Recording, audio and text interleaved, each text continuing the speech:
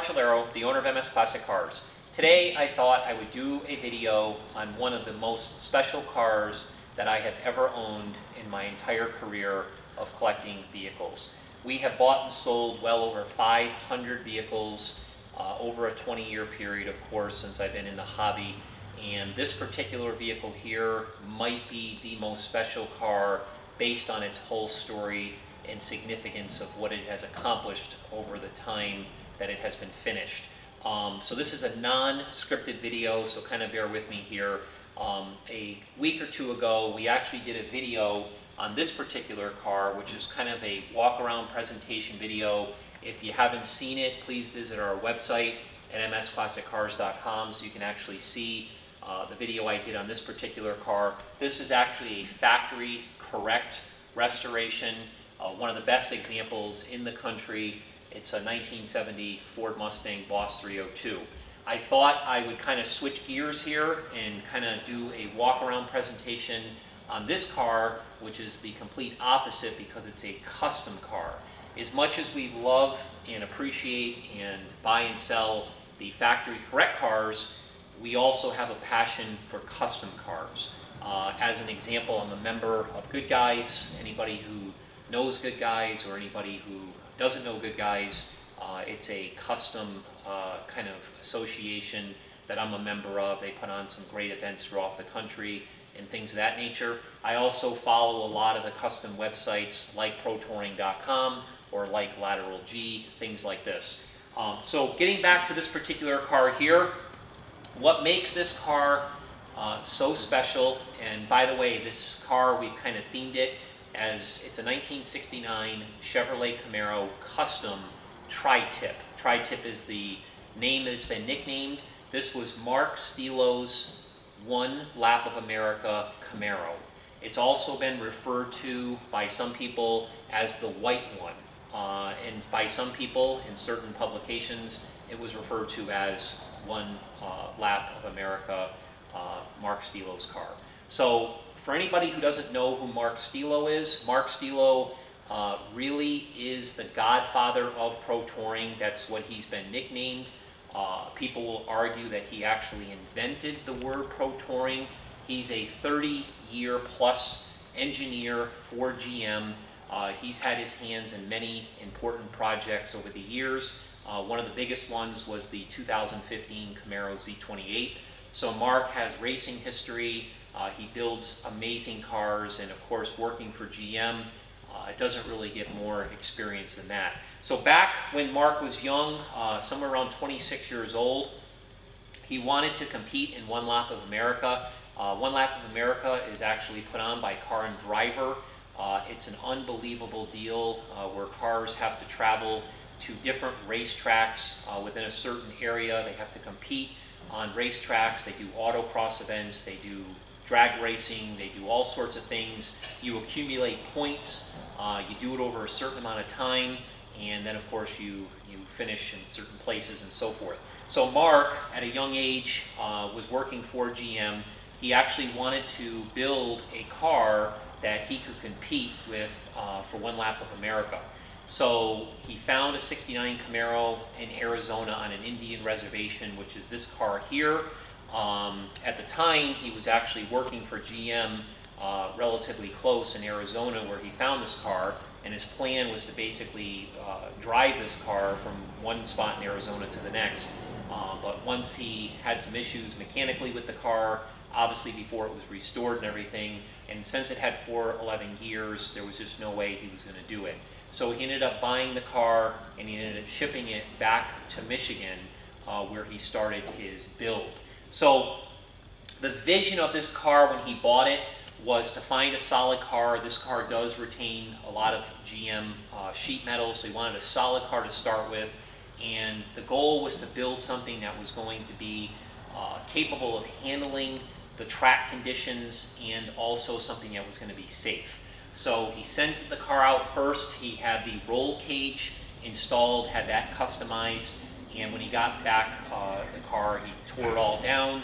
He started doing all the body work. He sent it off to have it painted. It was painted white, and then of course he did a bunch of improvements to the car, And again, this was at a time where pro touring really didn't exist. It was kind of the forefront of pro touring. So this particular car here was modernized with a lot of upgraded equipment like four-wheel disc brakes. They were off of a Corvette. Suspension upgrades, engine upgrades, transmission upgrades, rear end upgrades. Everything was basically done to kind of make it as modern as possible and handle all the track conditions and so forth. So in 1993, he actually finished the car, and he started, actually it was like 92 that he finished it, but 93 is when he started reaching out to sponsors to help basically finish the build.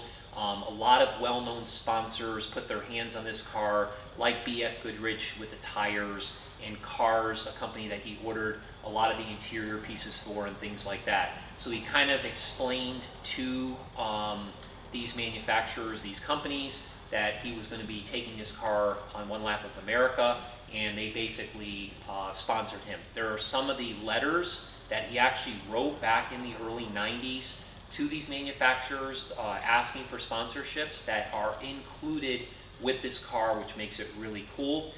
So after the car was built, he took it to one lap of America, and on the Michigan International Speedway, he had a little issue with the car. It actually caught on fire.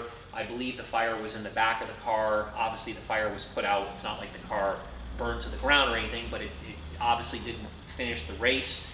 It was actually in a Mopar magazine, which is included with the car as well, Mopar Fever, where they did an article where some of the Mopar guys were making fun of this situation with this car and what had happened on the racetrack. It was just 2 weeks later that he actually took it to a drag race deal, the Eliminator Series with CarCraft, and he actually won that race, so he came back with a vengeance. And then in 1994, he had a plan to obviously take it back and compete once again on one lap of America, so he made some modifications to the car. One of the best modifications that he made to make the car lighter and obviously to have more power was he actually hooked up with John Lingenfelter, who supplied an all aluminum 400 small block that performed amazingly 525 horsepower. It was backed by a 6-speed transmission, so he came back again with a vengeance. And that year, he actually completed one lap of America and came in 6th place overall, which is really, really impressive considering, you know, the time and the cars and the competition and everything else. At that time, a lot of magazines started doing articles on the car. People started recognizing his name. And then, of course, in 1995, he went back to do it again. Different sponsors, different venues, things like this. And he came in 4th place overall in one lap of America. So that was a really big accomplishment. And then in 1995, late 95 I believe, he sold the car to a gentleman who actually repainted the car. He had basically added some blue racing stripes, did some small changes to the vehicle. He sold it to another gentleman who took the car to Detroit Speed.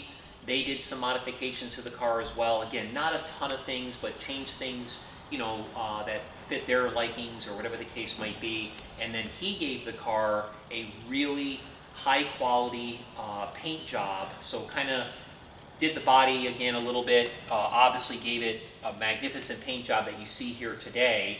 And that gentleman sold it to a gentleman in California who owned the car for almost 20 years. I bought the car from the guy in California who had it for all that time. So the paint that is on this car is over 20 years old, and quite honestly, it looks as good as all of the cars that are in the showroom here, including this Boss Mustang. So the paint is absolutely beautiful.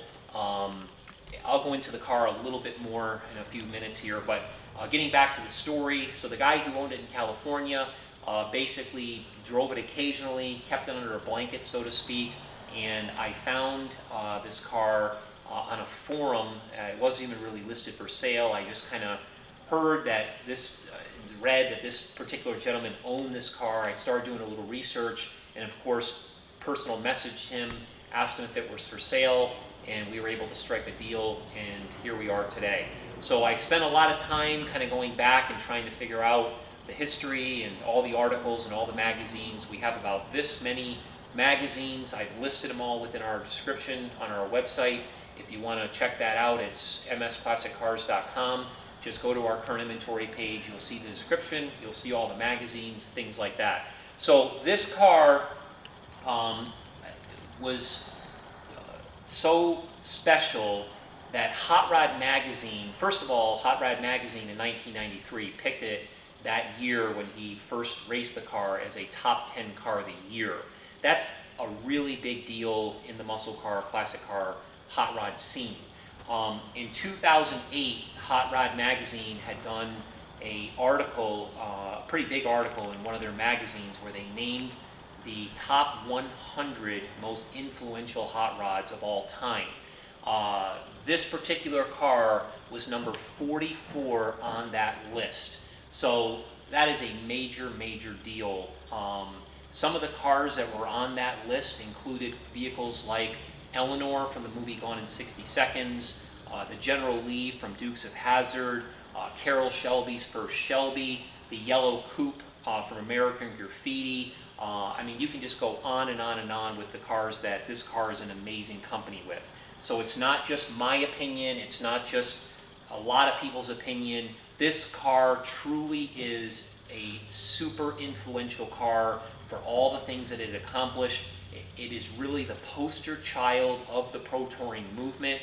Mark Stielow has gone on to build over 17 first-generation Camaros, which have gotten a lot of press and a lot of accolades.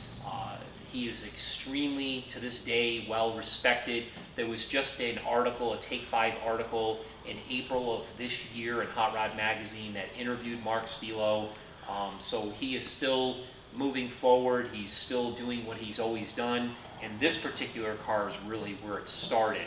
So Mark did a letter for me that kind of outlines the story of this car, signed it, notarized it. That's included. All the magazines are included. We have a startup video of this car, obviously this presentation video. It's just such an important piece of history, something that I'm really proud of. What I'd like to do now is I'd like to do a quick walk-around presentation on this vehicle. First thing is, as I mentioned before, the car does retain a lot of the original GM sheet metal. It obviously has a cowl hood. It has a rear spoiler. The paint on this car, although again, it's 20 plus years old, it is in absolutely beautiful condition. The paint is really spectacular throughout. There's nothing for me to really mention as far as any major imperfections or anything like that. All the glass is in really nice condition. All the stainless trim is in nice condition. You'll notice it still has the white bumper as it did back in the day. It has the chrome bumper in the back. The car obviously does not have the original wheels and tires from when it was built. It has more of a modern wheel. This is actually a forge line wheel with a black center and a polished lip. It does have a custom center cap here that says lap 1, which is really cool. You can see the brakes, the Corvette brakes from back in the day that are still there. Obviously the calipers have been painted and so forth. Showing you the engine compartment, which is really nicely detailed. Over the years, as our description will state, there has been some things that have been upgraded as you would expect. Things like the Detroit Speed windshield wiper would be an example. We actually added the Wilwood master cylinder. We added the Ring Brothers billet aluminum hinges. There's been some custom valve covers that have been added, some custom appointments like the air cleaner here, some of the power steering components, you know, things of this nature. But it's still the Lingenfelter 400 all aluminum small block. This motor was enhanced a little bit with the fuel injection system. After Mark had sold it, it was dynoed with 622 horsepower. It is an amazing, amazing motor. This motor got a lot of press back in the day. There was a lot of articles that were written about how lightweight it was and how well it performed and things like that. So that is really a special motor that is still the heart of this particular car. And walking around the side here, again, Looking at the body work on this car, it's in beautiful condition. The door handles obviously are still like new, the mirrors like new. It was really well done when it was finished the last time. Everything about the car, it's got a custom gas cap back here. Again, the glass has been slightly tinted. The interior is really, really similar to the way it was when it was built. It still has the roll cage. It's got the Momo steering wheel, Ricardo seats, Simpson seat belts. A few little things have been changed through the years, like the gauges, like the shifter, you know, like the custom floor mats and things like this. But this car is still a lot of what it was originally. It's something that I'm extremely proud of. You gotta check it on our website for a complete description with tons of photos. Visit msclassiccars.com. I appreciate your time, and thank you for watching.